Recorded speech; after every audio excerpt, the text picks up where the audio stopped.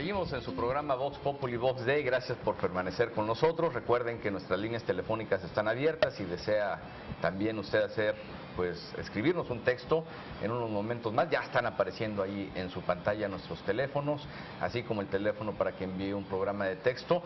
Y durante la primera participación en este programa, el doctor Jeremías Zúñiga hablaba de un tema por demás interesante del doctor Mireles. Jeremías, ¿por qué nos presentas el tema y la sorpresa que tienes para todos nuestros televidentes?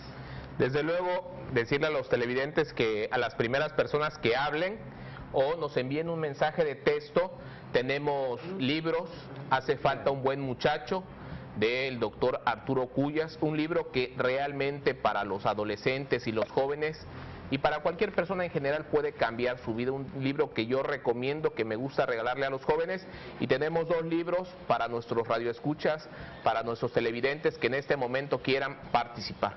Y presentar a nuestra primera invitada, la doctora Minerva Cobos, presidenta del Colegio de Abogados de Veracruz. Una distinción tenerla, sobre todo porque vivimos en un estado donde parece que el derecho no se hace valer sobre los ciudadanos, y para ello necesitamos a los abogados. Nos da gusto que esté con nosotros, tocar temas importantes como, desde luego mencionaba Eduardo, el tema de la detención del doctor Mireles, cómo jurídicamente ven este asunto, pero también la colegiación de los profesionistas, desde luego los abogados. Estuvo con nosotros el expresidente del Ilustre y Nacional Colegio de Abogados, estuvo el fin de semana pasada, y esto nos permite en este momento hablar de un tema tan controvertido de aquellos profesionistas que tienen la licenciatura en Derecho pero que no son abogados y como tal pues pudieran en algún momento usurpar esa función que ha sido asignada desde la teoría del doctor Bartlett. Bienvenida, doctora. Muchas gracias, muy buenas noches, doctor Jeremías, doctor Armando, doctor Matielo, un gusto, un placer estar aquí con ustedes, de verdad, los agradezco mucho y como bien lo dicen, este es el momento que la ciudadanía debe estar informada de cuál es el quehacer ante todas las reformas que se están viviendo, porque México los últimos 2 años ha vivido grandes reformas muy importantes en distintas materias, que fueron los temas que, como bien lo decía el doctor Jeremías, los tratamos el fin de semana pasado en un foro organizado por el colegio que tengo el honor de presidir. Efectivamente, uno de los temas que a nosotros nos preocupa y nos ocupa es el Código Nacional de Procedimientos Penales. ¿Por qué? Porque a la luz de todas estas reformas, el eje central es la oralidad. El Código Nacional cambia el esquema totalmente. ¿Por qué? Porque nos lleva a la presunción de inocencia, nos lleva a la oralidad, nos lleva a muchos principios. Pero vamos a empezar a tocarlos desde el punto de vista de la presunción de inocencia, que preocupa a los ciudadanos. ¿Y por qué los preocupa? Porque dicen, entonces si yo soy agraviado, pues ya no voy a poder hacer nada, porque el inculpado, el sujeto activo del delito, pues ya se presume inocente. Por supuesto, rompimos un paradigma. ¿Por qué? Porque nuestro sistema penal, que todavía está vigente, el inquisitorio, pues era todo lo contrario, lo presumíamos culpable. Bajo este esquema, ahora muchas personas me preguntan, licenciada, y entonces pues ya estamos perdidos porque se presume inocente. No, debemos cambiar la mentalidad, y por eso decía que este tema nos ocupa y nos preocupa, porque a diferencia de la colegiación obligatoria que nos preocupa a los profesionales, este nos ocupa a cualquiera, porque en materia penal cualquiera puede ser actor. Pero de manera general hay muchos ciudadanos inocentes en la cárcel, muchos ciudadanos que no han tenido los recursos económicos para defenderse y que hoy de manera injusta, desde el punto de vista filosófico, no legal, pero sí filosófico, no tuvieron acceso a una buena defensa y están por delitos realmente menores. Es que a esto se ajusta el Código Nacional, eso es lo bueno. En el Código Nacional, basado en más libertad, menos cárceles, entonces no tiene esta situación prevista. Hay más disposiciones legales que nos dicen que en este tipo de delitos, como bien nos decías, el que causó daños por 1.500 pesos, pues evidentemente esta persona, para hacer un delito culposo, patrimonial, pues ya no va a ser recluida. Oye, abogada, pero no es prudente, o sea, yo a mi punto de vista muy particular, En otros países, vamos a citar a nuestro vecino Estados Unidos, para poder ejercer una profesión necesitas primero un examen que te acredite, que te certifique este ejercicio, como es el caso de los abogados o como es el caso de los médicos, ¿no? Sobre todo porque pues en últimas fechas entendemos que están por ahí sacando algunos grados académicos no muy reales, y quizá a quien acude con estos profesionales no tiene una certeza real de que el profesional pues cuenta con los conocimientos teóricos y prácticos necesarios. Entonces, a mí se me hace una muy buena idea lo que están promoviendo los colegios y barras de abogados, médicos y otras profesiones, de que los mismos pares sean los que otorguen este permiso para poder dedicarse a una actividad profesional. O sea, te recibiste de médico, saliste de la escuela de medicina, felicidades. ¿Quieres ejercerla? Ah, no, entonces te tiene que otorgar un permiso especial el Colegio de Médicos del estado de que se trate, y lo mismo con los abogados, ¿no? Claro, fíjate que este tema que algunos, como bien lo dices, no están de acuerdo, en lo personal yo estoy de acuerdo. ¿Por qué? Porque son muchos los aspectos que deben tomar en cuenta, deontológicos y jurídicos. ¿Por qué? Porque una persona que está preparada, que reúne todo esto que tú nos dices, preparación, conocimiento, pues estamos dispuestos a ser evaluados, a someterme a un examen, y si no lo pruebo, prepararme para volver a hacerlo. ¿Por qué? Porque es el bienestar de la ciudadanía. Nosotros los abogados, en el caso de nosotros los abogados, tenemos valores que defender: la propiedad, la libertad, la seguridad, y esto también implica la vida, porque muchas personas de una impresión mueren. Los médicos tienen el valor primordial, la vida. Entonces deben estar certificados, deben estar dispuestos a que sus conocimientos sean evaluados. Esto le va a dar a la sociedad la seguridad de que a quien contrata pues es un profesional que está certificado, que reúne los requisitos. Entonces, por supuesto que estamos a favor de la colegiación. Desde 1760 estaba regulada la colegiación, evidentemente estaba regulada por cédula real. Después se abandonó esa postura y hoy los colegios lo estamos proponiendo nuevamente. Debemos cumplir una serie de requisitos como estar registrados. El Colegio de Abogados de Veracruz es el único colegio registrado en el estado de Veracruz. Hay que cumplir, hay que tener códigos de ética, en fin, una serie de requisitos para poder ser acreditados y acreditadores, porque también hablando con la verdad, pues sabemos que hay colegios de 3 personas, bueno, basados en que las asociaciones y las sociedades pueden constituirse con 2 personas, pues hay colegios de 3, 4 personas que no reúnen. Inclusive hay mucho coyotaje. ¿Ibas a comentar algo? Que es muy importante la profesionalización de los abogados, desde luego.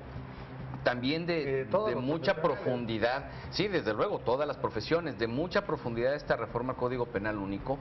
El país está preparado jurídicamente hablando para este tipo de reforma, para este tipo de procedimiento. No hay salas de juicios orales todavía en México, ya está publicada en el diario oficial de la Federación. Oye, Lalo, pero no solo no hay salas, también un aspecto importante que nos podría comentar: no hay penales en Veracruz, ¿no? Debemos de tener presente que desaparecieron los penales en el estado, al menos los que están a cargo del estado, porque desaparecieron los delincuentes.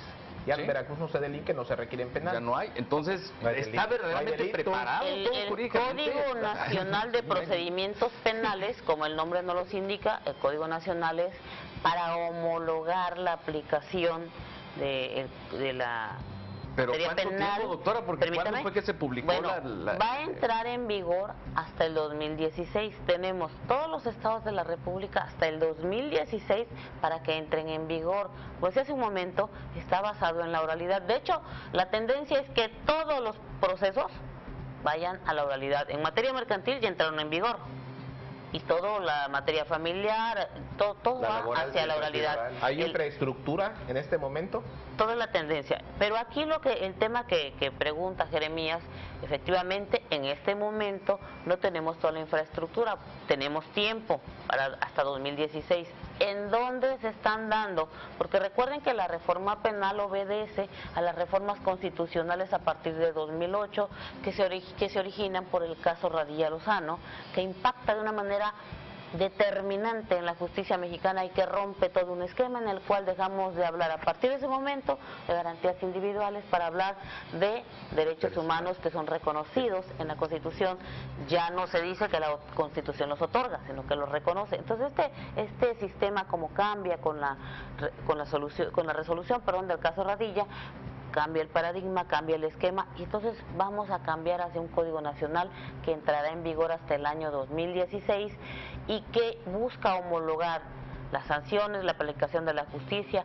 No tenemos todavía en el estado de Veracruz todos. ¿Por qué? Porque en ese momento, 2008, empezaron a hacerse modificaciones y algunos estados, dentro de ellos Veracruz, hizo reformas a sus códigos penales, procesales penales. Y en Veracruz iba a empezar de manera también por zonas. Y empezó el año pasado Jalapa, Jalacingo, Coatepec y Córdoba. Es decir, en esos 4 municipios ya se está aplicando la oralidad. Está complicado el tema desde el punto de vista que no hay infraestructura. Actualmente los juzgados que están vigentes, que están habilitados como tales, no cuentan con la infraestructura para funcionar en este sistema tradicional y es algo que habrá que esperar de dónde saldrán los recursos para que se construyan estas salas de juicio oral, que será trascendente. Otro tema importante que nos gustaría, como especialista en derecho, representante de los abogados de Veracruz, ¿cómo vio la detención del doctor Mireles?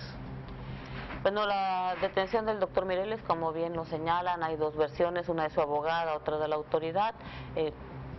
Corresponde en este momento a que demuestren, ¿no? Porque no podría yo, a ciencia bien a bien, decir quién contiene la verdad, porque tenemos una versión de la autoridad y una versión de la abogada. Que tenía estado armado con una pierna de pollo, ¿no?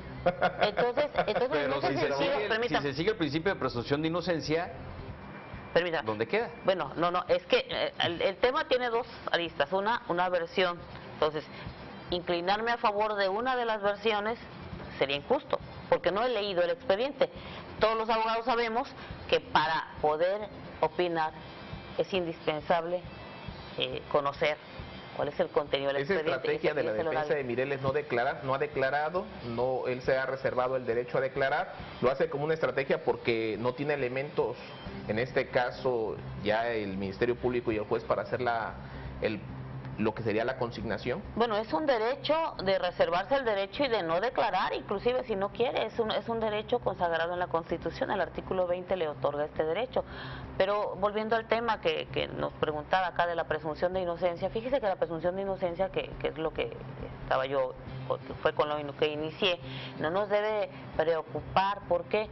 Porque precisamente, como dije al inicio, el Código Nacional es un tema que ocupa a todos y que nos debe preocupar a todos, porque aquí cualquiera puede ser un actor, es decir, cualquiera de nosotros puede ser agraviado, ya bien que digo, ojalá y Dios no lo quiera, pero puede ser.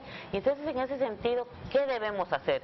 Cambiar nuestra ideología. ¿Por qué? Porque lamentablemente las personas, la sociedad está mal acostumbrada, no le gusta aportar pruebas, van y presentan su denuncia y no la ratifican si está por escrito. Eso sí presentan la denuncia. Si es que la presentan además, si es que la presentan, si acaso la ratifican, no llevan a los testigos, no aportan las pruebas. El Ministerio Público ante estas situaciones los deja en libertad.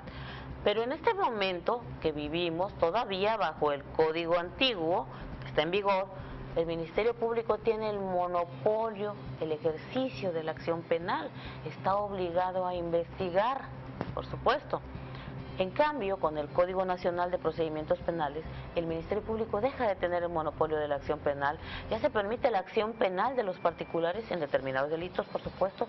Bien. Y aquí, entonces, la sociedad debe prepararse. ¿Por qué? Porque está más obligada que nunca a cumplir con sus obligaciones, a aportar las pruebas. ¿Por qué? Porque esa presunción de inocencia que tiene el inculpado, el doctor Matielo me atropella, me causa lesiones, me imposibilitan para caminar. Todos sabemos, yo sé, que él me atropelló, pero se presume inocente. No, pues... Yo debo aportar todas las pruebas, porque aunque sé que él me atropelló, es mi obligación aportar todas las pruebas, porque él se presume inocente. Hasta que haya una sentencia condenatoria, será culpable. Entonces, ¿qué debemos hacer?